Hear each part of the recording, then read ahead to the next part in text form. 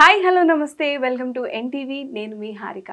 Stock market investors అంతా పండగ చేసుకుంటారు అనుకుంటా. ఎందుకంటే గత కొన్ని వారాలుగా స్టాక్ మార్కెట్స్ ర్యాలీ నడుస్తున్నాయి. ప్రైసెస్ అయితే బీభత్సంగా రేస్ అవుతున్నాయి. మరి ఇవి నిజంగానే పండగనే అంటారా? అసలు ఇలాంటి టైంలో ఏ స్టాక్స్లో ఇన్వెస్ట్ చేస్తే ఇంకెక్కువ ప్రాఫిటబిలిటీ వస్తుంది? ఇలాంటి అన్ని విషయాలు మాట్లాడదాం. మనతో పాటు స్టాక్ మార్కెట్ ఎక్స్పర్ట్ రామచంద్రమూర్తి గారు ఉన్నారు.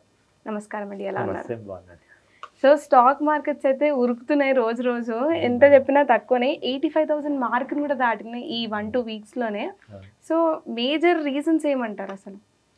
ఇది యుఎస్ ఫెడ్ మరి ఇంట్రెస్ట్ రేట్లు తగ్గించడం అనేది మేజర్ పాజిటివ్ ఫ్యాక్టర్. సో ఇంకా రేట్ కట్ చేస్తానని కూడా వాళ్ళు చెప్పడం అనేది మేజర్. అలాగే అన్ఎంప్లాయ్మెంట్ యుఎస్లో తగ్గింది. సో ఇన్ఫ్లేషన్ తగ్గింది, దాంతో మేజర్గా పాజిటివ్ అయింది. అలాగే మన ఇండియా తీసుకుంటే ఇండియాకి ఎప్పుడు కూడా వరల్డ్ వైడ్ పాజిటివ్గానే ఉన్నాం, ఇండియా అంతా కూడా. అలాగే మనకి ఇండియా కూడా రేపు నెక్స్ట్ ఇంట్రెస్ట్ రేట్లు డౌన్ అవటం అనేది అయ్యే ఛాన్సెస్ ఉన్నాయి. అది కూడా ఇంకా పాజిటివ్ ఫ్యాక్టర్ అవుతుంది. అలాగే స్టేబుల్ గవర్నమెంట్ ఉంది, అవే థర్డ్ 3.4 రావటం అనేది ఇండియాలో అంతా కూడా ఎక్కడ పెద్ద ఇండియాలో నెగిటివ్ లేదు. గ్లోబల్ నెగిటివ్స్ ఇండియా ఎఫెక్ట్ అయినాయి, కానీ ఇప్పుడు గ్లోబల్ పాజిటివ్ అవటంతో ఇండియా కూడా మొత్తం పాజిటివ్ అయిపోతుంది. సో ఇవే మేజర్ నెగిటివ్. సో ఈ ర్యాలీ ఇంకెన్ని రోజులు నడుస్తుంది అంటారు? ఛాన్సెస్ ఉన్నాయండి. ఈ ర్యాలీ అయితే కంటిన్యూ అవుతుంది. ఎందుకంటే ఈ ఎఫ్ఐఎస్ కానీ డిఏఎస్ కానీ ఎక్కడ చూసినా పాజిటివ్గానే ఉన్నారు. అందరూ కూడా ఇండియా వైపు చూస్తున్నారు ఎక్కువ మంది. సో డొమెస్టిక్స్ కానీ లేకపోతే మళ్ళీ మ్యూచువల్ ఫండ్స్ ఎవ్రీ మంత్ పెరుగుతున్నాయి. కాబట్టి కొంచెం ర్యాలీ సస్టైన్ అయ్యే ఛాన్సెస్ ఉన్నాయి. అయితే కొంచెం జాగ్రత్తగా ఉండాలి మనందరం కూడా. సో ఇప్పుడు ఈ ప్రైజెస్ అయితే మంచిగా అనిపిస్తున్నాయి. ఆల్రెడీ ఇన్వెస్ట్ చేసిన వాళ్ళైతే అమ్మయ్య నావి స్టాక్స్ పెరుగుతూ ఉన్నాయి అని హ్యాపీ ఫీల్ అవుతూ ఉంటారు. సో మరి ఇలాంటి టైంలో అసలు ఇన్వెస్ట్మెంట్కి రైటేనా? ఒకవేళ ఇన్వెస్ట్మెంట్ చేయాలి అనుకుంటే ఆ టాప్ 5 బెస్ట్ స్టాక్స్ ఏమంటారు? ఇలాంటి టైంలో కూడా ఇన్వెస్ట్మెంట్కి మీరు అన్నట్టు చాలా కంపెనీస్ 52 వీక్ హైస్ దాటి వెళ్ళిపోయినాయి. చాలా బాగా పెరుగుతున్నాయి. అందులో మన లాస్ట్ వీక్ అంతకుముందు చెప్పిన కంపెనీలు అన్నీ కూడా ఉన్నాయి. అవన్నీ కూడా బాగా పెర్ఫామ్ చేస్తున్నాయి. అయితే ఇప్పుడు కూడా ఏంటంటే కొన్ని స్టాక్స్ మీకు ఒక 6 స్టాక్స్ ఐడెంటిఫై చేశాను. వాటిల్లో ఇంకా మంచి పొటెన్షియల్ ఉంది, పెరిగే ఛాన్సెస్ ఉన్నవి. ఆ కంపెనీల గురించి ఇప్పుడు మాట్లాడుకుందాం. ఫస్ట్ యాస్ట్రాల్ అనే కంపెనీ ఉంది. అది వచ్చి 2000 ఆ range price present market share ఉంది. ఇది అంతకుముందు 2500 దాకా వెళ్ళి 1700 లో వచ్చి ఇప్పుడు లో నుంచి యూటర్న్ తీసుకొని పాజిటివ్ వెళ్తుంది. సో ఇది 2000 దగ్గర ఇప్పుడు ప్రెజెంట్ ఇన్వెస్ట్ చేసుకునే అరౌండ్. అలాగే డిప్లో 1900 ఆ రేంజ్లో కూడా మళ్ళీ యాడ్ చేసుకోవచ్చు. ఇది ఒక 2 మంత్స్ 3 మంత్స్ ఆర్జన్లో 2300 నుంచి 2400 మళ్ళీ వెళ్తాను సార్ యాస్ట్రాల్. సో ఇది పైప్స్ కానీ మ్యానుఫ్యాక్చరింగ్ కంపెనీ అనమాట. ఇండియాలో లీడింగ్ టాప్ 500 కంపెనీస్లో ఇది యాస్ట్రాల్ ఉంది. సో మనకి ఎప్పటి నుంచో ఓల్డ్ కంపెనీ, ఇది స్టాండర్డ్ కంపెనీ. సో ఇది ఫస్ట్ పాయింట్. సెకండ్ వచ్చి బ్యాంకింగ్ సెక్టర్లో తీసుకుంటే మనందరికీ తెలిసిందే కోటక్ బ్యాంక్. కోటక్ బ్యాంక్ ఏంటంటే మనకి గత 3-4 ఇయర్స్ నుంచి కూడా ఈ 2000, 1800, 1700 ఈ మధ్యలోనే ఈ రేంజ్లోనే బాగా వెళ్తుంది. అయితే ఇప్పుడు ఈ ర్యాలీలో ఇది కొంచెం బ్రేక్అవుట్ అయ్యే అవకాశాలు కనపడుతున్నాయి. ప్రజెంట్ 1900 ఆ రేంజ్ దగ్గర ఇది ప్రజెంట్ ఉంది. ఇప్పుడు మళ్ళీ యాడ్ చేసుకోండి. 1800 ఒకవేళ వచ్చినా ఛాన్సెస్ తక్కువనే, ఒకవేళ వచ్చినా యాడ్ చేసుకోండి. టార్గెట్ వచ్చి 2000 అయితే మినిమం కనపడుతుంది. అది బ్రేక్ కనుక అయిందంటే మళ్ళీ 2100 నుంచి 2200 దాకా ఛాన్సెస్ ఉన్నాయి. ఎందుకంటే ఇప్పుడు బ్యాంకింగ్ సెక్టర్స్ అన్నీ కూడా అవుట్ పర్ఫామ్ చేసే టైము. ఎందుకంటే ఈ ఇంట్రెస్ట్ రేట్లు తగ్గటం వల్ల ఎక్కువ మంది లోన్స్ తీసుకుంటారు. కాబట్టి ఇంట్రెస్ట్ రేట్లు తగ్గే ఛాన్సెస్ ఉన్నాయి. అయితే ఎప్పటి నుంచో చూస్తున్నాం. ఇప్పుడు ఈ బ్యాంకింగ్ సెక్టర్లో మొన్న హెచ్డిఎఫ్సి బ్యాంక్ బ్రేక్అవుట్ అయిపోయింది. అలాగే ఐసిఐసిఐ బ్యాంకు బ్రేక్అవుట్ అయింది. ఇప్పుడు కోటక్ బ్యాంకు రావాల్సిన కనపడుతుంది. సో ఇది కూడా మంచి పెర్ఫార్మెన్స్ ఛాన్సెస్ ఉన్నాయి. ఇది కూడా 2-3 మంత్స్లో వచ్చేస్తుంది ఇది. దాని తర్వాత ఏంటంటే హెచ్డిఎఫ్సి లైఫ్. ఈ ఇన్సూరెన్స్ కంపెనీస్లో తీసుకుంటే ఇప్పుడు హెచ్డిఎఫ్సి లైఫ్ కంటిన్యూ పెర్ఫార్మెన్స్ చేస్తుంది. ఇది మొన్నటిదాకా 700 ఆ రేంజ్లో మెయిన్ రెసిస్టెన్స్ బాగా వచ్చింది. 600, 700 రేంజ్లో ఉంది. ఇప్పుడు ఈ రేంజ్ బ్రేక్ అయింది. ఇప్పుడు 720, 730 ఆ రేంజ్లో ఉంది. సో ఇక్కడ ఎంటర్ అవ్వండి. అలాగే మళ్ళీ ఏదైనా డౌన్ అయినప్పుడు 680 నుంచి 650 దగ్గర మళ్ళీ యాడ్ చేసుకోండి. దీని టార్గెట్స్ వచ్చి 850 నుంచి 900 దాకా ఒక 3 మంత్స్ ఆర్జన్లో వచ్చే ఛాన్సెస్ ఉన్నాయి. ఓకే. సో ఇది హెచ్డిఎఫ్సి లైఫ్ ఇన్సూరెన్స్ కంపెనీ, మన ఫ్రంట్ లైన్ కంపెనీ, మనందరూ తెలిసినది, లార్జ్ క్యాప్. తర్వాత వచ్చి ఓబరాయిల్టీ. ఊబర్ రియాలిటీ అనేది రియాలిటీ స్పేస్లో ఉంది. ఇప్పుడు రియాలిటీ కంపెనీలు అన్నీ కూడా బూమ్ స్టార్ట్ అయినాయి. ఇప్పుడు మంచి టెక్నికల్గా ఇవన్నీ కూడా పాజిటివ్ ఉన్నాయి. సో ఇది కూడా 1700 నుంచి ఇప్పుడు 1900 దాకా వచ్చింది. సో ఇప్పుడు 19 నుంచి కూడా ఇంకా మూవ్మెంట్ ఉంది. దీనికి 2050 నుంచి 2100 దాకా ఛాన్సెస్ ఉన్నాయి. అలాగే ఇది మళ్ళీ ఏదైనా 1800 అలా వస్తే ఈ ఒక పాజిటివ్ కింద తీసుకుని మళ్ళీ యాడ్ చేసుకోండి. వీక్లీ చార్ట్ కానీ ఇప్పుడు నేను చెప్పే కంపెనీలు అన్నీ కూడా వీక్లీ చార్ట్ పాజిటివ్గా ఉన్నాయి. అలాగే మంత్లీ చార్ట్ కూడా పాజిటివ్ ఉన్నాయి, టర్న్ అవుతున్నాయి. సో మంచి ఛాన్సెస్ ఎక్కువ ఉన్నాయి. ఈవెన్ ఇంకా పీక్ లెవెల్కి వెళ్ళలేదు ఇవన్నీ. సో రాబోయే రోజుల్లో వెళ్ళే అవకాశాలు ఉన్నాయి. అంటే ఇప్పుడు ఆల్రెడీ వెళ్ళిపోయిన కంపెనీలో మనం ఇన్వెస్ట్ చేసాం అనుకోండి, దానివల్ల పెద్ద ఉపయోగం ఉండదు. అవి మెల్లమెల్ల కొన్ని రోజులైతే డిప్ అవుతూ ఉంటాయి, అవుతుంటాయి. అది ఇట్లా ఫ్లక్చువేట్ అవుతుంటాయి తప్ప లాస్ట్ ఇప్పుడు మీకు ఎగ్జాంపుల్ మన బిఎస్సి ఉంది, అది 2000 నుంచి ఇప్పుడు 4000 వచ్చింది. ఇంకా ఇప్పుడు దానిలో పొటెన్షియల్ ఉన్నా కానీ ఆల్రెడీ డబుల్ అయిపోయింది కాబట్టి ఛాన్సెస్ తక్కువ, ఇంకా అంతకన్నా ఎక్కువ పోలేదు. అలాంటప్పుడు వాటి జోలికి వెళ్ళకుండా ఇప్పుడు అన్పొటెన్షియల్గా ఉండి పెరిగే ఛాన్సెస్ ఉన్న కంపెనీస్లో ఇలాంటి వాటిలో మనం ఇన్వెస్ట్ చేసుకుంటే ఇవి పెరిగే ఛాన్సెస్ ఉంటాయి. సో తర్వాత వచ్చి మనకి బాలకృష్ణ ఇండస్ట్రీస్, అది టైర్స్ మ్యానుఫ్యాక్చరింగ్ కంపెనీ బాలకృష్ణ. అది కూడా ఇప్పుడు ప్రజెంట్ 3100 ఉంది. ఇక్కడ నుంచి 3000 దగ్గర కూడా మళ్ళీ యాడ్ చేయండి, 3100 మధ్యలో. ఇది టార్గెట్ వచ్చి లాస్ట్ టైం కూడా 3300 దాకా వచ్చింది. ఆ తర్వాత అది బ్రేక్ అయితే 3500 దాకా కూడా ఛాన్స్ ఉంది. ఎందుకంటే ఇది వీక్లీ చార్ట్స్ మళ్ళీ చాలా పాజిటివ్గా పవర్ఫుల్గా ఉన్నాయి. సో ఈ బాలకృష్ణ ఇండస్ట్రీ కూడా ఇది 3000 నుంచి 3100 మధ్యలో ఇన్వెస్ట్ చేసుకోవచ్చు. ఇది ఒక మంచి ఆపర్చునిటీ. అలాగే తర్వాత టీవీఎస్ మోటార్, ఇప్పుడు మేము లాస్ట్ టైం కూడా చెప్పాము, ఆటోమొబైల్స్ దసరా సెకండ్ హాఫ్ అంతా ఆటోమొబైల్స్ సీజన్, సేల్స్ బాగా ఉంటాయి. అలాగే టీవీఎస్ మోటార్ వాటిలో ఏంటంటే మొన్న లాస్ట్ వీక్ అంతా బాగా పెర్ఫామ్ చేసిన ఎస్కార్ట్స్ కానీ, హీరో మోటార్ కానీ, బజాజ్ ఆటో, ఇవన్నీ ఐషర్ మోటార్ అన్నీ బాగా మారుతాయి. ఇదొకటి కొంచెం టీవీఎస్ మోటార్ ఇంకా కొంచెం రావాల్సింది ఉంది.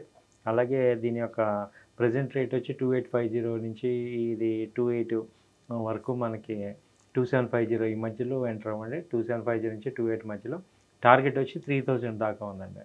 నెక్స్ట్ 2-3 మంత్స్లో ఇది 3000 నుంచి 3100 దాకా కూడా ఛాన్సెస్ ఉన్నాయి. ఎందుకంటే టూ వీలర్స్లో ఈ టీవీఎస్కి ఈ ఎలక్ట్రికల్ వెహికల్స్ ఉన్నాయి. సో అదొక ప్లస్ యాడ్ ఆన్ సెగ్మెంట్ అది. సో ఈ 6 కంపెనీస్లో ఒక్కొక్క ఇండస్ట్రీలోంచి పొటెన్షియల్గా పెరిగేవి ఏమున్నాయి అనేది మనం ప్లాన్ చేసుకొని మీకు ఇచ్చాము. సో రిస్క్ రివార్డు మీరు జాగ్రత్త చూసుకోండి. ఇది కేవలం నా వ్యక్తిగత అభిప్రాయం మాత్రమే. మీరు కూడా 1-2 సార్లు చెక్ చేసుకొని రిస్క్ రివార్డ్ జాగ్రత్త చూసుకోండి. ఇది ఈ టాప్ 6 కంపెనీస్ మీకు ఇచ్చాను. ఓకే. సో ఇప్పుడు మీరు మీ టాప్ 6 కంపెనీస్ చూసుకుంటే మోస్ట్లీ లార్జ్ క్యాప్ ఉన్నాయి అంటే మాట్లాడుకుంటే. సో ఈ మార్కెట్ ర్యాలీ అవుతున్నప్పుడు మన మేజర్ ఫోకస్ లార్జ్ క్యాప్ ఉండాలా, మిడ్ క్యాప్ ఉండాలా, పెరీ స్టాక్స్లో ఉండాలా? Very good question madam. యాక్చువల్గా ఏంటంటే మేము బీయింగ్ అనలిస్ట్ ఇప్పుడు చాలామందికి చెప్పాల్సి వస్తుంది కాబట్టి వాళ్ళు ఎక్కువ మందికి లార్జ్ క్యాపే మేము ఎక్కువ రికమెండ్ చేస్తాం. ఎందుకంటే ఒకవేళ దానిలో స్ట్రక్ అయినా మళ్ళీ పైకి వెళ్ళే ఛాన్సెస్ ఉంటాయి.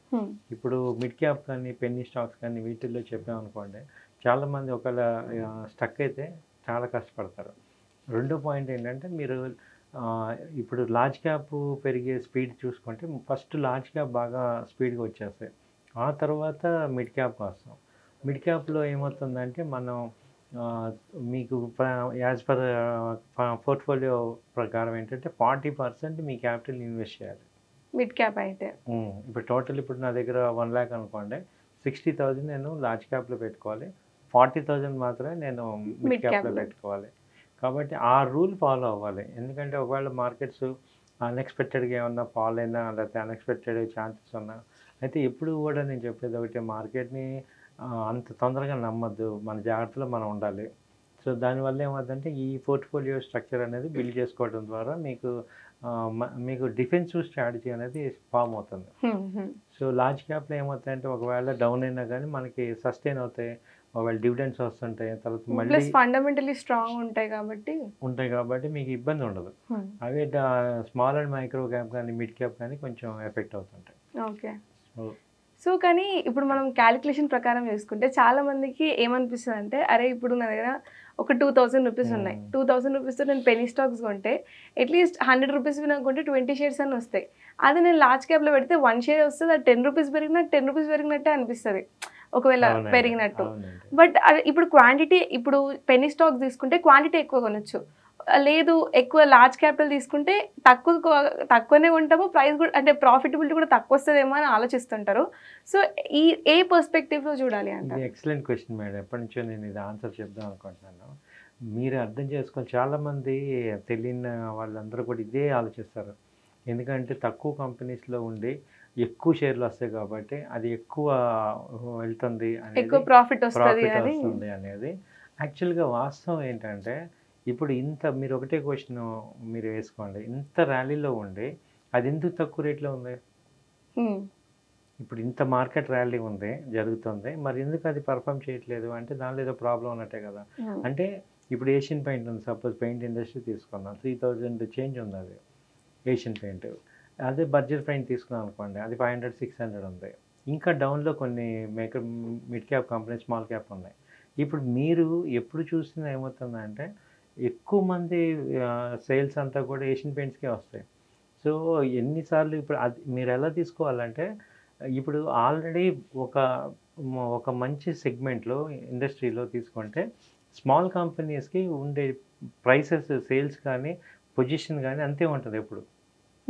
సో ఏదైనా అంతే ఉంటుంది, వాల్యుయేషన్స్ కానీ వాళ్ళ సేల్స్ కానీ వాళ్ళ పర్ఫార్మెన్స్ కానీ వాళ్ళవన్నీ అదే రేంజ్లో ఉంటాయి.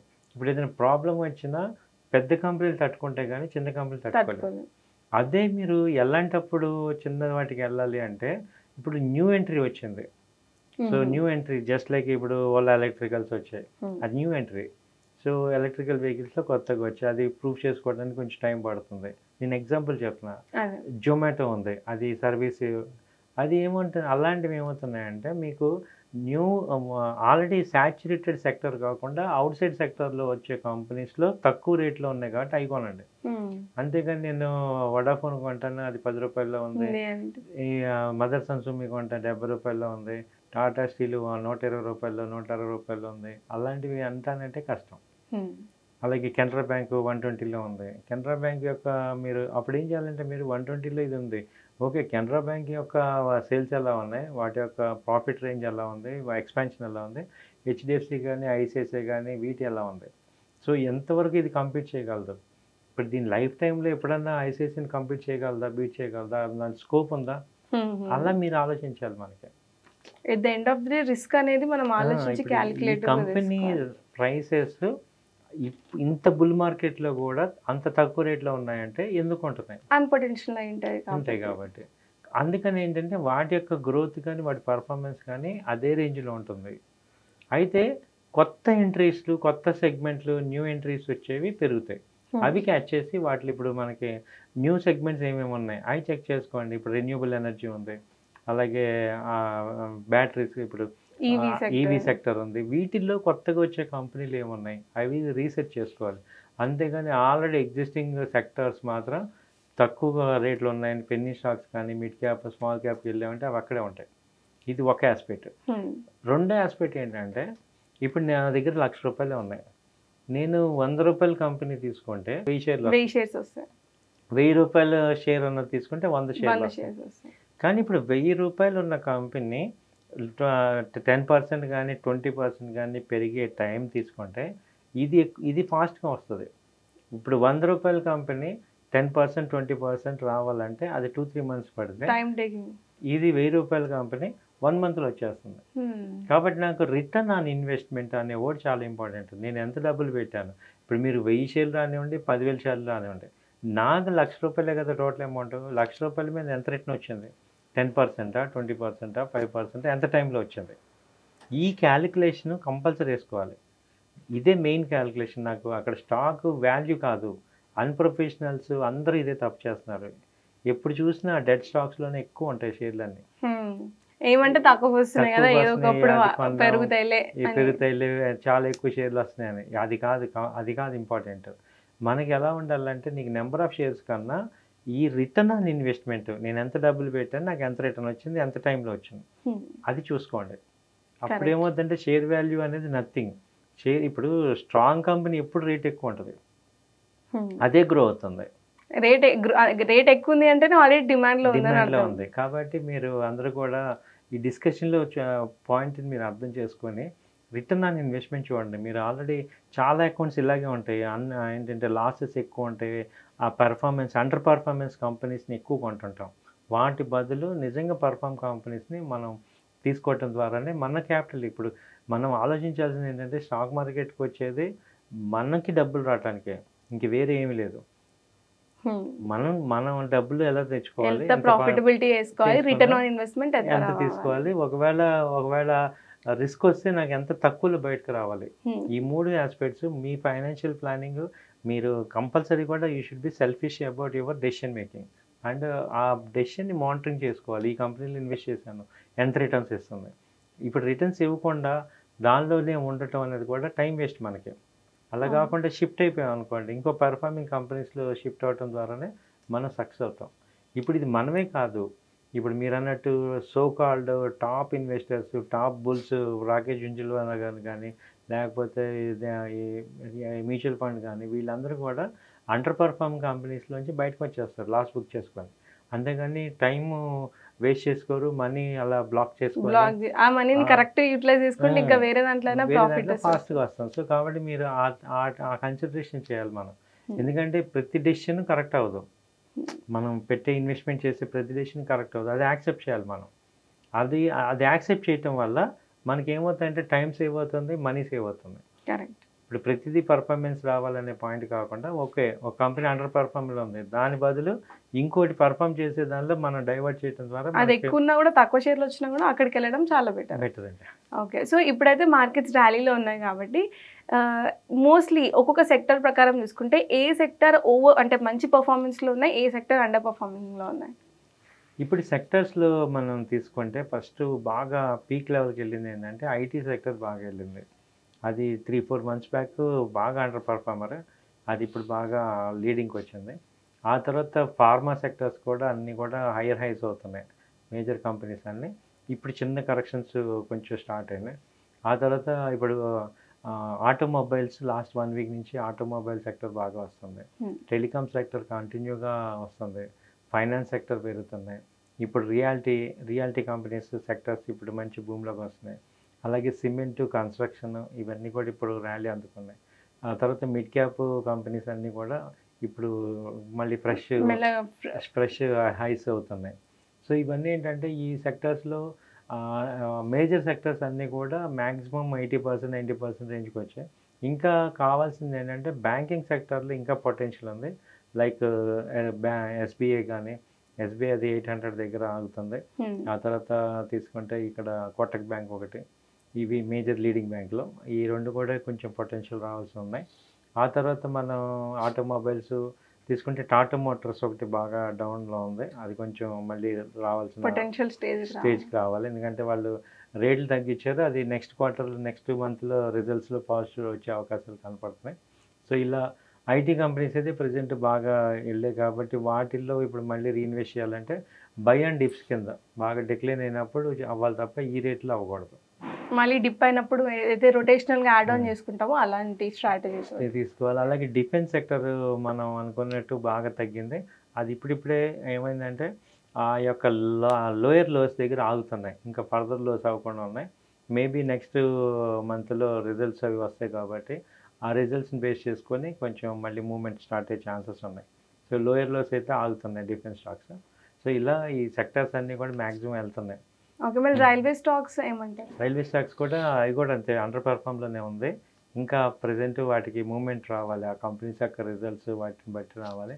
బట్ రైల్వే కంపెనీస్ ఒక పక్క గవర్నమెంట్ అయితే కొత్త ట్రైన్స్ని తీసుకొస్తుంది, వందే భారత్ ట్రైన్స్ అని, వాటి యొక్క గ్రోత్ అయితే కనపడుతుంది ఇండస్ట్రీ మొత్తం. అంతకుముందు రైల్వే లాగా ఇవాళ లేదు, కొత్తవన్నీ తీసుకొస్తున్నారు. బుల్లెట్ ట్రైన్స్ అవన్నీ కానీ ఈసారి వస్తే చాలా పీక్స్కి వెళ్ళే అవకాశాలు ఉన్నాయి. ఇప్పుడు టెంపరీ డౌన్ఫాల్ అయితే నడుస్తుంది. అంటే టెంపరీగా డౌన్ఫాల్ కూడా కాదు, ఏంటంటే ఇన్వెస్టర్స్ షిఫ్ట్ అవుతుంటారు మైండ్ సెట్. ఒక్కోసారి ఒక సెక్టర్లో ఉన్న మైండ్ ఇంకోసారి ఇంకో సెక్టర్కి వెళ్ళిపోతుంది, షిఫ్ట్ అవుతూ ఉంటుంది. దానివల్ల ఏమవుతుందంటే మళ్ళీ ఈ సెక్టర్కి రావడానికి కొంత టైం పడుతుంది. ఒకసారి మళ్ళీ అక్కడ ఫోకస్ అయిందంటే అవి చాలా ఫాస్ట్గా మళ్ళీ పెరుగుతుంటాయి. కరెక్ట్. సో మొత్తానికి అయితే ఇప్పుడు ఉన్న ర్యాలీ ప్రకారం చూసుకుంటే బ్యాంకింగ్ సెక్టార్స్లో మనం ఇన్వెస్ట్ చేసుకోవడానికి ఎక్కువ ఆస్కారం ఉంది అని చెప్పొచ్చు. ఇంకా ఎక్కువ ఆస్కారం ఉంది, పొటెన్షియాలిటీ కనపడుతుంది. Okay. Thank you so much అండి. నాకైతే ఈ స్టాక్ మార్కెట్ ర్యాలీ చూస్తుంటే ఇండియన్ ఎకనామిక్ అయితే ప్లస్ పాయింట్ అనిపిస్తుంది, అటు ఇన్వెస్టర్స్ కానీ ఎటు చూసినా కూడా. సో మీరు కూడా మంచిగా ఇన్వెస్ట్ చేసుకోవాలి అనుకుంటే కరెక్ట్గా ఆలోచించి ఇన్వెస్ట్ చేయండి. ర్యాలీ అయితే నడుస్తుంది, బట్ ఎందులో ఇన్వెస్ట్ చేయాలో కూడా చాలా ఆలోచించి క్లారిటీగా ఎనాలిసిస్ చేసి ఇన్వెస్ట్ చేయాలి. ఇది వాళ్ళ ఏంటివి. Thank you.